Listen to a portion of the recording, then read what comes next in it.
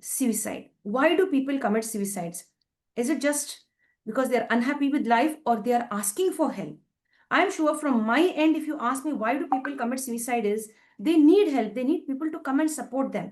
And when they don't get support, that is the moment I think they decide or they finalize to take away their lives. This is my personal opinion, but I'd love to know the opinions and the views of other guests who are on my show called the International Fab Talks. It was really a moment of joy for us on the International Fab Talks. Our team members were happy when we got the message from Ramesh sir. ఇలానే అందరు మీరు కలిసి మమ్మల్ని join చేస్తే మేము మిమ్మల్ని మీతో పాటు జాయిన్ చేస్తే ఒక మంచి కార్యం కోసం అందరం మనం జాయిన్ చేస్తే ఐక్యమాత్యంతో ఉంటేనే ఈ ప్రపంచం బాగుంటుంది. ఒక్కదాన్ని నేను చేయాలంటే కష్టం, ఒక్కదాన్ని మీరు కూడా చేయాలంటే కష్టం అండి. మేమందరం కలిసి చేస్తేనే అది ఒక న్యాయం ఉంటుంది ఈ ప్రపంచానికి. ఇవాళ మనము రమేష్ గారితో మాట్లాడతాము. We'll get to know more about the World Suicide Prevention Day, his thoughts and his views. He's an experienced person with lots of exposure. Namaste sir and welcome to the session. నమస్తే madam, నా పేరు Ramesh. అశ్వరావుపేటలో job చేస్తాను. నేను సత్తుపల్లిలో ఉంటాము. ఈరోజు ఈ traffic చాలా మంచి ట్రాఫిక్. అది ఎంతో మంది తెలిసి తెలియక కొన్ని క్షణాలు ఆలోచిస్తే ఆగిపోతాయి ఆత్మహత్యలు అనేది. కానీ క్షణిక ఆవేశంతో తీసుకున్న నిర్ణయాలతో కుటుంబాన్ని చాలా చిన్నాభిన్నం చేస్తున్నాయి. అది చాలా విచారకరమైన సన్నివేశాలు. అది అలాంటిది ఎక్కడ జరగకూడదు. ఈరోజు పిల్లలు చాలా మంది యూత్ చనిపోతున్నారు. యూత్ దేనికి చనిపోతున్నారంటే లవ్ ఫెయిల్యూర్, ఎగ్జామ్స్లో అయిపోయామని, లేకపోతే ఇంకొకటి జాబ్ ఒత్తిడి అని, అలాంటి వాటిలలో కొంచెం పెద్దవాళ్ళ సలహాలు తీసుకునే టైం లేక వాళ్ళు పెద్దవాళ్ళతో మాట్లాడలేరు. మాట్లాడితే ఏదో చెప్తారు, వాళ్ళు చెప్పే మాట ఆ సోది మనం వినలేం అన్న ఆలోచన యూత్లో బాగా పెరిగిపోయింది. అది తప్పు. పెద్దవాళ్ళ సలహాలు తీసుకుంటే చాలా మట్టుకు మన ప్రశ్నలకి సమాధానాలు వాళ్ళ ద్వారా అందరి ద్వారా తెలుస్తాయి. మనసులో ఉన్నది చెప్తే వాటికి పరిష్కారాలు దొరికిద్ది. మన మనసులో మన్నే ఉంచుకొని కుమిలిపోయి చాలా పేకల మీదకి వచ్చేదాకా ఉండి ఎవరికి చెప్పుకోవాలో తెలియక వాళ్ళు చేసుకునేది ఆత్మహత్యలు చాలా విచారకరమైన అవి. పిల్లలుని ఎటన్నా ఫంక్షన్స్ తీసుకెళ్ళాలంటే పేరెంట్స్ తీసుకెళ్తలేదు ఈ రోజులలో. ఎందుకు? మా అమ్మాయికి ఎగ్జామ్ ఉంది, మా అమ్మాయి స్కూల్ వాళ్ళు ఒప్పుకోరు ఇలా సెలవులు పెడితే అన్న ఆలోచన ఎక్కువ తల్లిదండ్రుల నుండి నోట్ల నుండి వినపడతా ఉంది. అలా చేయకూడదు ఎప్పుడు కూడా.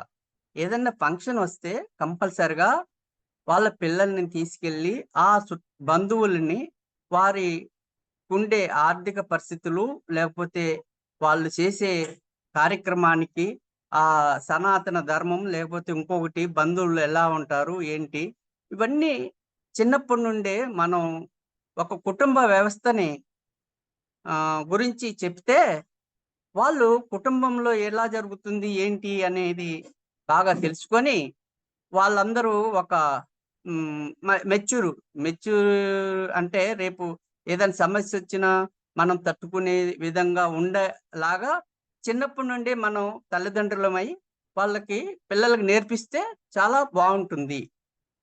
అలా నేర్పించాలి. కానీ ఈరోజు తల్లిదండ్రులు అలాంటి ఏమీ చేయట్లేదు. ఒకటే పిల్లల్ని కొంటున్నారు, వాడికి చక్కగా ఏమి చేయొద్దు, వాడిని కొట్టొద్దు, తిట్టొద్దు, ఏమి చేయొద్దు. ఒకళ్ళ తాతగారు ఎవరన్నా ఏదన్నా అంటే కూడా నువ్వెందుకు అంటున్నావు, నేనే అనను అని కోడలు లేకపోతే ఇంకొకళ్ళు తండ్రి అదే సంథింగ్ కొడుకు కూతురు లేకపోతే అల్లుడు మేమే అనం మీరెందుకు అంటారు అనే స్టేజ్లో ఉన్నారు. అలాంటి తప్పది. తాతగారు కానీ తండ్రి గాని ఎవరైనా చెప్పనియండి. అది మంచి కోసమే చెప్తారు. మీరు ఎప్పుడైనా సరే ఇది చేయొద్దు, తాతగారు చెప్పింది వినండి అని చెప్పే తల్లిదండ్రులు ఎవరైనా ఉన్నారా ఈ రోజుల్లో? మనం ఎవరైతే పిల్లలకి కష్టం తెలియాలా, నష్టము తెలియాలి, సుఖము చెప్పాలి, అన్నీ చెప్పాలి, అన్నీ నేర్పియాల. ఈక్వల్‌గా అన్నీ చెప్తేనే ఈ రోజులలో వాడు తట్టుకొని సమాజానికి ఏం చేయాలనే ఆలోచన వాడు మనసులో కలిగిచ్చినప్పుడే పిల్లలు గాని, సొసైటీ గాని, పిల్లల్లో ఆత్మహత్యలు చేసుకునే ఆలోచన గాని మా మారతాయి. అందులో ముఖ్యంగా ఒక యోగా, యోగా చేశారనుకోండి, యోగాలో ప్రతీదీ కృష్ణ పరమాత్ముడు చెప్పినట్టుగా యోగాలో చాలా మంచి, మంచియి ఉన్నాయి. మనిషిని ఎలాగా హ్యాండిల్ చేయాలి, ఎలా ఆహ్, కంట్రోల్‌లో పెట్టుకోవాలి. ఆ కంట్రోల్‌లో పెట్టుకున్న విధానాన్ని కృష్ణ పరమాత్ముడు అర్జునుడికి చెప్పినప్పుడు అలాంటి సన్నివేశాలు చాలా ఉంటాయి. మనం మహాభారతం గాని, లేకపోతే రామాయణం గాని ఇలాంటివి గూడా ఎవరికీ పిల్లలకి చెప్పరండి. వాళ్ళు చెప్పరు. మేము గూడా ఇనలేదు. మా తల్లిదండ్రులు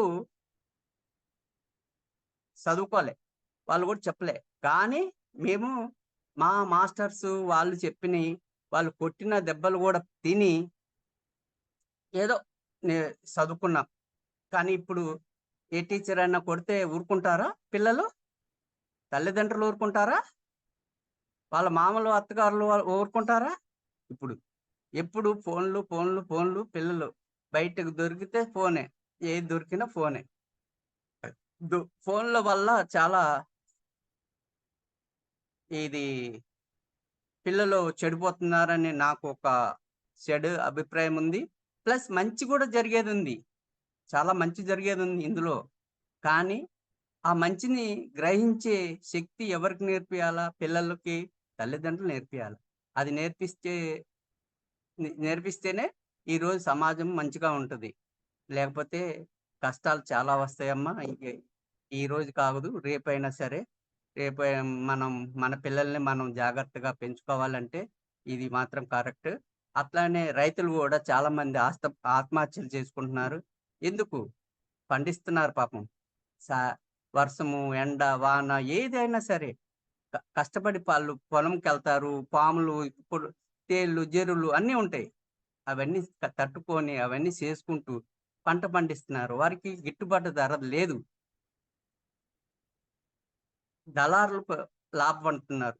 రైతులు పంటలే. రైతుకి గిట్టుబాటు ధర రావట్లే. అందువల్ల 2 సంవత్సరాలు చూస్తున్నారు, 4 సంవత్సరాలు చూస్తున్నారు, 3 సంవత్సరాలు చూస్తున్నారు. ఏదో ఒక టైంలో ఈ అప్పులన్నీ ఎలా తీర్చాలా అన్న ఆలోచనతో చనిపోవటం జరుగుతుంది. ఇది కాకపోతే పంట మార్పిడి చేసుకోవాలి. ఒకటే పంట మీద ఎప్పుడు గూడా ఆధారపడొద్దు. రైతుల సోదరులకి నా యొక్క చిన్న మనవి. అదే కాదు పంట మార్పిడి చేసుకుంటా ఉంటే ఇది కాకపోతే అది దాంట్లో అయినా వస్తది. మిర్చి కాకపోతే కాటన్ కాకపోతే ఇంకొకటి కాకపోతే కూరగాయలు. చిన్న చిన్న పావు ఎకరంలో గూడా పండించి, కూరగాయలు పండించి మంచి లక్షలు సంపాదించిన రైతులు గూడా అదర్స్ రైతులు గూడా చాలా మందున్నారు. వారి దగ్గరికెళ్ళి వారి మన సూచనలు తెలుసుకొని వారి దగ్గర ఉంటే మంచిది. వింటే మంచిది. వాళ్ళు చాలా అనుభవంతో చెప్తారు. మీరు యువ రైతులు గూడా చాలామంది ముందుకి వెళ్ళాలి. చాలా కొత్త రకాలు వంగడాలు గాని, లేపోతే ఆ ఉత్పత్తి గాని అంతా మంచిగా చేసి వాళ్ళు గూడా ముందుకి హ్మ్. ప్రపంచంలో కూరగాయలు గాని, లేపోతే ఏదైనా సరే ఆహార ధాన్యాలు ఉత్పత్తిలో చాలా ముందుకెళ్ళాలని ఆశిస్తున్నాను. అలాగే ఈ పిల్లలు కాకుండా నడి వయసులు, ఈ ఉద్యోగస్తులు ఏదో అది కొనాలా, ఇది కొనాలా, ఆళ్ళింట్లో అదుంది, ఈళ్ళింట్లో ఇదుంది. సమ్ అది అలా ఒకళ్ళు చూసి ఒకళ్ళు కొని ఈఎంఐలు కట్టలేక ఆహ్, ఇవన్నీ చేసి వీళ్ళు గూడా కొంత పాపం వాళ్ళు మ మంచిదే కొనుక్కో కొనుక్కోవద్దని నేను చెప్పను. కానీ సగం ముప్పావలా డబ్బులుంటే రూ. 25 అప్పు చేయొచ్చు. తీర్చుకోవచ్చు. కానీ పావలా కట్టి ముప్పావలా అప్పు తీర్చాలంటే చాలా కష్టం. ఈ ఈ విధంగా మన యువతకు కూడా తెలియజేయదేంటంటే, మీరు ముందు పిల్లల్ని మంచిగా పెంచండి. యోగాకు పంపియండి. అన్ని విధాలుగా వాళ్ళకి డాన్స్ మన సాంస్కృతిక కార్యక్రమాలు చాలా ఉన్నాయి. డాన్స్ ఉంది, కరాటే ఉంది, సంథింగ్ ఈ సింగింగ్ ఉంది. ఇవన్నీ ఏదో ఒక పిల్లోడిలో ఒక కళాత్మక శక్తి ఎక్కడో దాగుంటది. దాన్ని బయటికి తీసి వాళ్ళకి ఏ కళ మీద మంచిగా ఉందో, ఏ ఇంట్రెస్ట్ ఉందో చూసుకొని అవి చేపిస్తే చాలా మన పిల్లలకి ఫస్ట్ నుండి నేను ఒకటి చెప్తానండి. కరాటే నేర్చుకుంటే అతనికి మైండ్ షార్ప్‌గా ఉంటుంది. ప్లస్ ఎలా నడవాలి, ఎలా ఉండాలి, ప్రపంచంలో మన దేశంలో గాని ఎక్కడైనా సరే ఆళ్ళు అడుగులేసేది చాలా మంచిగా ఏస్తారు నాకు తెలిసి. ఎందుకంటే ఎంతో మాస్టర్‌ని చూసా. ఆళ్ళు ఎంత ఎత్తులో ఉన్నా గాని, వాళ్ళకి వేల మంది శిష్యులున్నా గాని చాలా ఒదిగుంటారు ఆళ్ళు. ప్రతిదీ కబడ్డీ గాని, వాలీబాల్ గాని, ఎందులో అయినా సరే ఏదో ఒక గేమ్‌లో పార్టిసిపేషన్ చేయాలి పిల్లలు. ఆ విధంగా మీరు ఏదైనా సరే తల్లిదండ్రులకి ఒకటే విన్నపమండి.